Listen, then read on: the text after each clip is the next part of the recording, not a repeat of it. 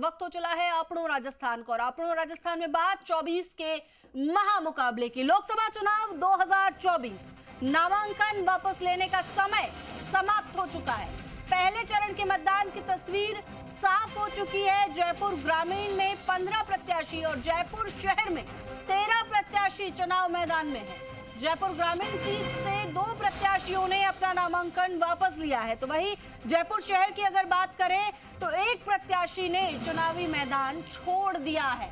लगभग 6 प्रत्याशियों ने चुनावी मैदान छोड़ा है। चूरू से एक प्रत्याशी, दौसा से 2 प्रत्याशियों ने नामांकन वापस लिया है।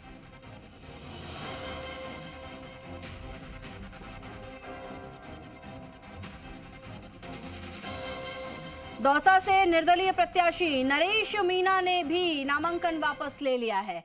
तो देखिए, जयपुर शहर में ये महामुकाबला है प्रताप सिंह खाचरियावास और मंजू शर्मा के बीच। एक तरफ बीजेपी से मंजू शर्मा है, तो वहीं दूसरी तरफ प्रताप सिंह खाचरियावास पर कांग्रेस ने दांव खेला है। वहीं दूसरी तरफ जयपुर ग्रामीण की बात की जाए तो राव राजेंद्र सिंह बीजेपी से है, तो वहीं कांग्रेस से अनिल चोपड़ा मैदान में है। तो इन दोनों के बीच कड़ा मुकाबला, कांटे की टक्कर देखने को मिलेगी। वही बात बीकानेर की। बीकानेर में एक तरफ अर्जुन राम मेघवाल है, तो दूसरी तरफ कांग्रेस के गोविंद राम मेघवाल है और दोनों के बीच हमेशा से कांटे की टक्कर चलती आई है।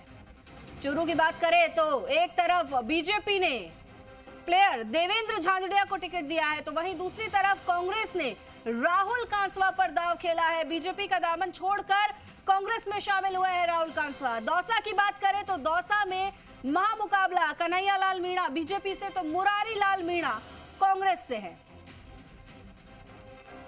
चलिए खबर पर और अधिक जानकारी के लिए हमारे सहयोगी दीपक हमारे साथ जुड़ चुके हैं। दीपक, नामांकन वापस लेने का दिन था आज, कितने लोगों ने नामांकन वापस लिया और अब कड़ी टक्कर किन के बीच है?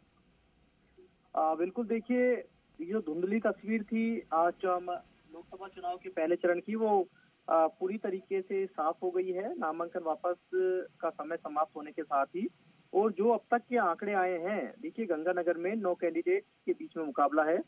बीकानेर में 9 कैंडिडेट्स हैं, चूरू में 13 हैं, सीकर में 14 हैं, जयपुर ग्रामीण में 15, जयपुर शहर में 13, भरतपुर में 6, करौली धौलपुर में 4 और दौसा और नागौर का अब से कुछ देर में जो डाटा है वो आएगा, तो हम आपको साझा करेंगे। लेकिन इतना है कि करौली धौलपुर में सबसे कम और सबसे ज्यादा कह सकते हैं कि जयपुर ग्रामीण में कैंडिडेट्स हैं, यानी कि चुनावी मैदान में हैं।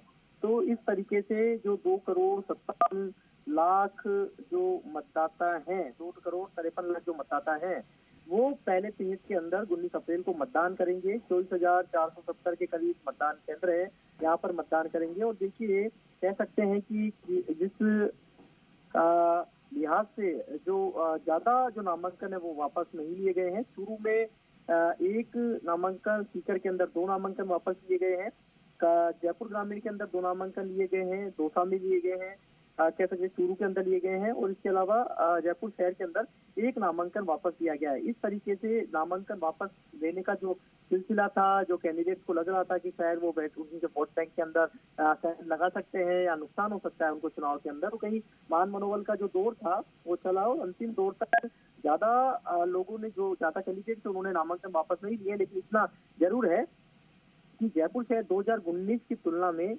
जो नामांकन का जो आंकड़ा है वो काफी कम है। जयपुर शहर के अंदर 24 कैंडिडेट्स हैं 2019 के लोकसभा चुनाव के अंदर चुनावी मैदान में उतरे थे, लेकिन अब ये घटकर 13 पर आ गए हैं। और जयपुर ग्रामीण में 8 कैंडिडेट थे जो 15 पे आ गए, यानी कि ग्रामीण में जो कह सकते हैं कि प्रत्याशियों की संख्या में इजाफा हुआ है। ज्यादा मैदान में, चुनावी मैदान में उतरे हैं। उनको लगता है कि शायद पॉलिटिक्स उनका आधार है और पॉलिटिक्स में आगे कदम रखना चाहिए, इसलिए हो सकता है कि कैंडिडेट्स ज्यादा है। हालांकि इतना जरूर है कि यदि इनमें से, क्योंकि पिछले 2019 के अंदर जब 249 जो कैंडिडेट चुनावी मैदान में उतरे थे, उनमें से 199 कैंडिडेट्स ने कुल वोट जो पड़े थे उनमें से 16.66 वोट भी हासिल नहीं किए थे और 199 कैंडिडेट की चुनावी जो कह सकते हैं जमानत है वो जब्त हो गई थी। तो इस लिहाज से आप अंदाजा लगा सकते हैं कि यहाँ पर क्योंकि जयपुर के अंदर भी जो 24 कैंडिडेट खड़े हुए थे शहर के अंदर, उसमें से 22 कैंडिडेट। बिल्कुल दीपक, तो जब आज नामांकन वापस लेने का दिन समाप्त हो चुका है तो अब मुकाबला जो है वो क्लियर हो चुका है कि किस किस के बीच में है। बहुत बहुत शुक्रिया आपका इस पूरी जानकारी के लिए।